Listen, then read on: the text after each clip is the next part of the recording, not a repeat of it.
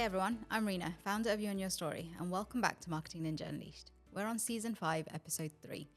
I hope you loved the last episode as much as I did. There really is something special about hearing someone else's story in their own world. But today, it's just you and me. And I've given a lot of thought about what I want to talk to you about in this episode. And these 4 topics connect in a way that I find really exciting because it's all about showing up. Showing up as yourself, as a brand, and as a business that trusts the people that it serves. This is what we're covering today. Why perfection is completely overrated and how chasing it could actually be knocking your confidence. Personal branding, why it's for everyone, not just extroverts, and how I got over my own nerves and anxiety and started putting myself out there.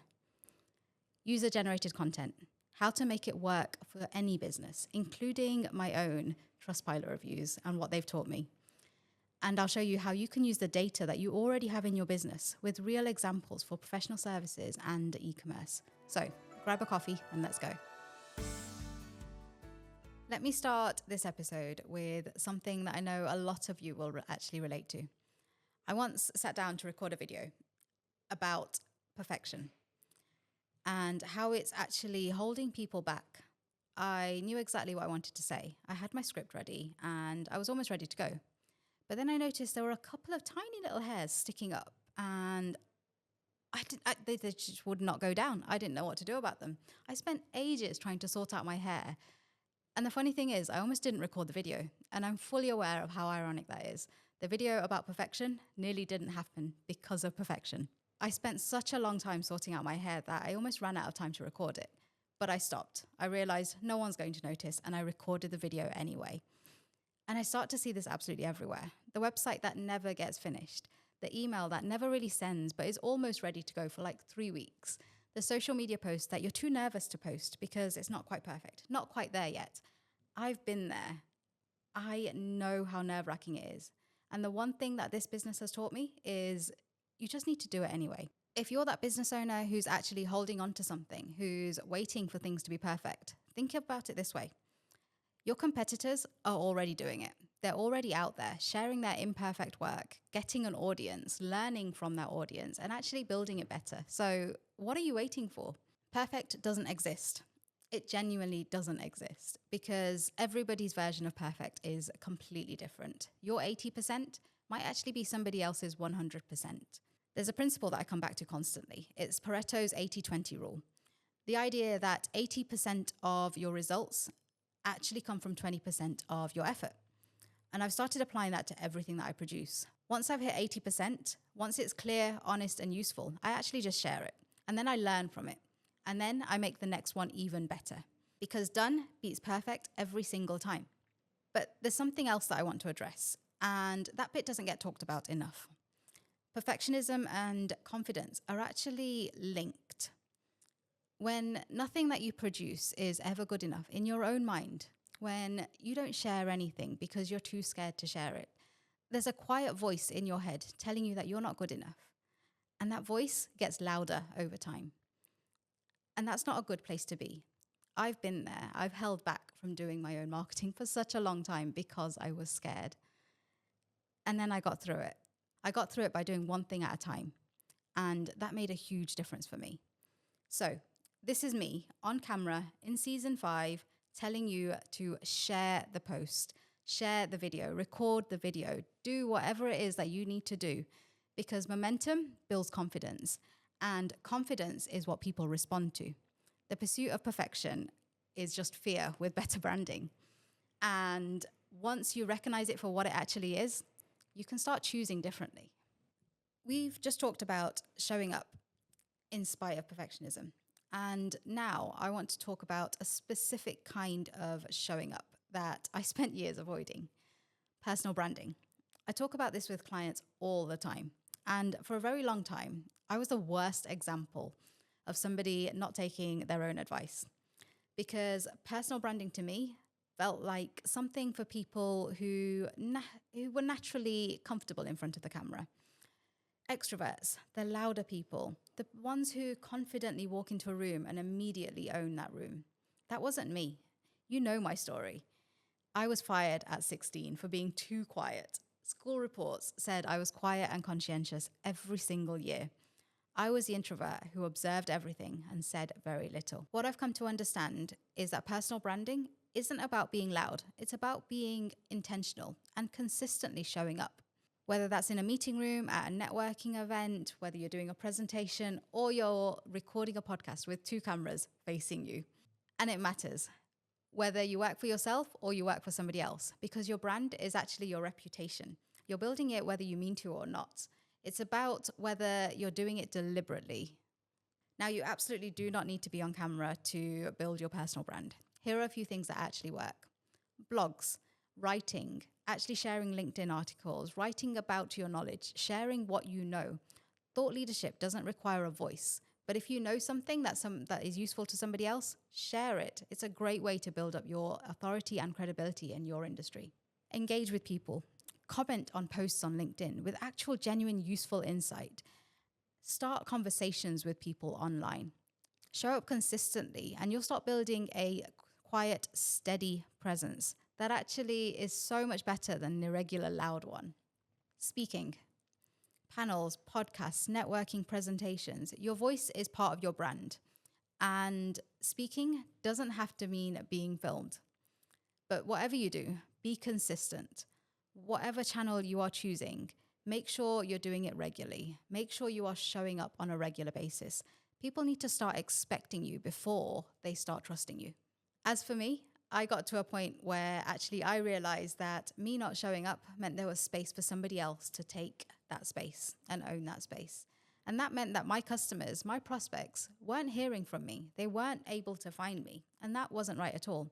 So I started quite small, regular LinkedIn posts, recording a video which actually terrified me, starting this podcast with no camera. And now, finally, 2 cameras, fully visual, every single episode. The nerves never really go away, but the positive responses that I hear and the confidence that I'm getting as I'm doing this is what keeps me going. It is still uncomfortable, but I'm going to keep doing it. And it's one of those things that once you start, actually, you'll be able to get through it too. Now, we're at a point where it all starts to connect because we've been talking about showing up, building your personal brand, and putting yourself out there. And the beautiful thing that happens when you do all of that, other people start doing it for you. User-generated content, or UGC, is simply content that your customers are already sharing about you. Reviews, social posts, photos, recommendations, testimonials. These are the things that are already happening when real people are experiencing your brand. And the reason that it's so powerful comes down to one single point, and that is you can talk about your business until you are blue in the face. But the second a stranger or someone I know says you're great, I start to believe that and I start to trust you. So let me tell you what I mean, because I think sharing your own reviews is actually one of the most underused marketing tools because people feel like they're sharing their ego. And that's not what you're doing at all. Actually, you're giving people another reason to trust you through somebody else's words. So I'm going to do just that. I'm going to read one of my customer reviews to you. This is a review from Asha. This is one of my Trustpilot reviews. Rena has been a fantastic turbo boost for me and my business. She's understood my business and really listened to me carefully about the areas that I need help with. She's recreated my entire business portfolio, and I'm absolutely thrilled with it. Very cringeworthy, I know. Here's another one. This is a review from Lisa. Care is such a hard subject to capture for social media because it's a service, and that's human and not an object. My conversation first started being very skeptical regarding marketing companies. Often the passion that I feel often gets lost, and very few and far between people actually understand what care is about, unless they work within the sector. Rena absolutely nailed it. The time, care, and patience showed to our clients. Rena's engagement with our service users was lovely, and Rena even managed to capture our moments perfectly of how everybody felt supported. Yes, I know. As weird as that was for me to read out loud, what these reviews actually do, beyond making me feel good, is answer the question that every potential client is quietly asking themselves. And that's before they decide to reach out. They speak directly to them, the hopes, the hesitations, they answer the fears, and they do the selling without anyone actually doing any selling. So, how do you make this work for you in your business, whatever it is that you do? First of all, ask for it. Most people don't leave a review unless you've had a really negative experience, but you know you're delivering consistent positive experiences. So just ask them for a review. You know when the customer is at their happiest, whether it's at the end of a project, whether you've just delivered something. If you're an estate agent, when you hand over the keys, that is your point of asking for a review, because you know your customer is happy and you know they're willing to do it. Secondly, make it really, really easy. Make sure you've got a direct link to where you want them to leave a review. If you make it complicated, if you send them to a homepage, if you ask them to Google you, they're not going to do it. People are busy. You want to make it as easy as possible. Then you need to share it absolutely everywhere. Use it in your social posts. Use it in your videos. Talk about it to other customers as well. Make it into case studies, because that becomes really, really powerful. It's your customers' words, not your words. And that's definitely sells more. And finally, respond to everything. Good reviews and the challenging ones. People need to see the human behind the business, and actually they need to see that you're listening. So by responding to every single one of your reviews, you can show the personality behind your brand and show that you're listening to your customers, which is all people really want. User-generated content can work for every single business. And here are just a few examples. If you're a solicitor, share a client testimonial about how you helped somebody through a tough situation. If you're a florist, repost the photos that people are already sharing about your flowers and the great deliveries that they've had. If you're a consultant, share your LinkedIn recommendations where people are talking about the wonderful things that you've done for them. If you're a restaurant, share what people are taking photos of. You know they're going to be sharing stories. Make sure you're getting tagged in those and reposting them whenever you can. Your audience is actually already talking about you. The biggest question is whether you're making the most of it or not. I want to close today's episode with something that brings everything together.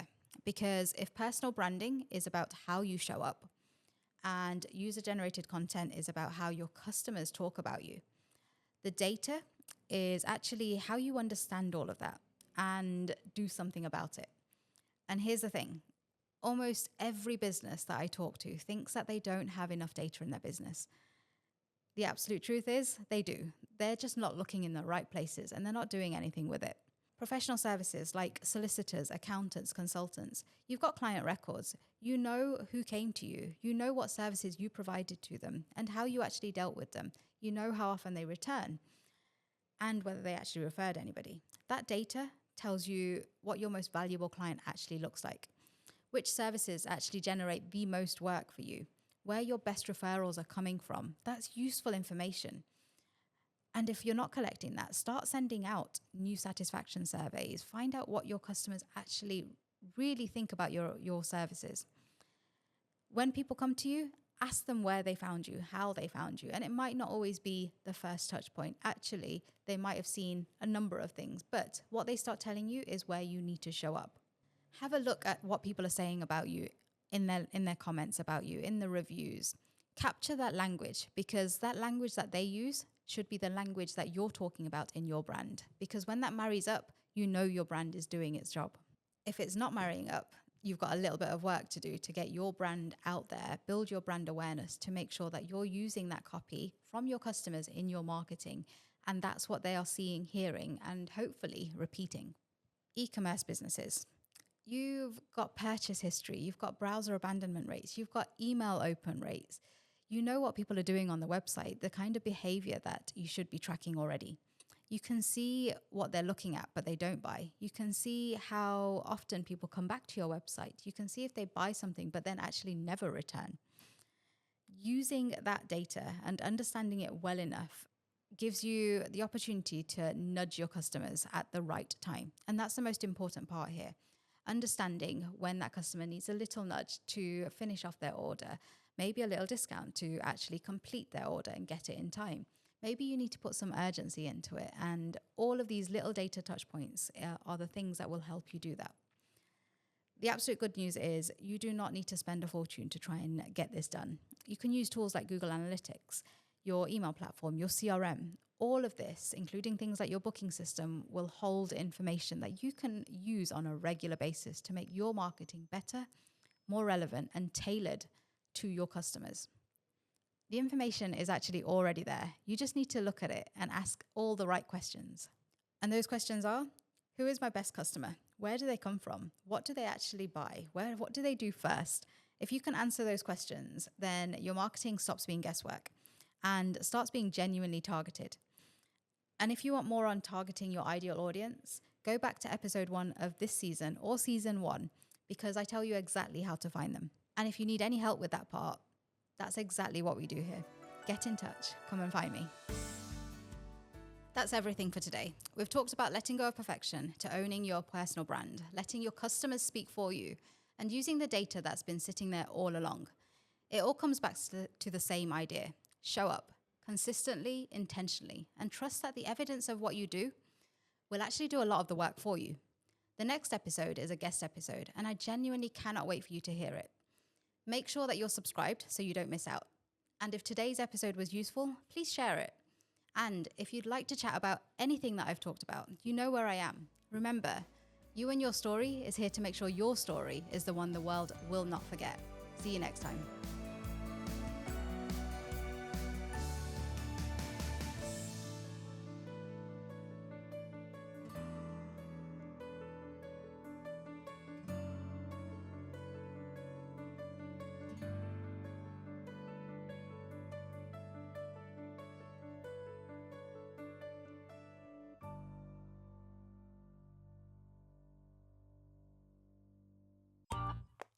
This has been a Monkey Pants Productions podcast.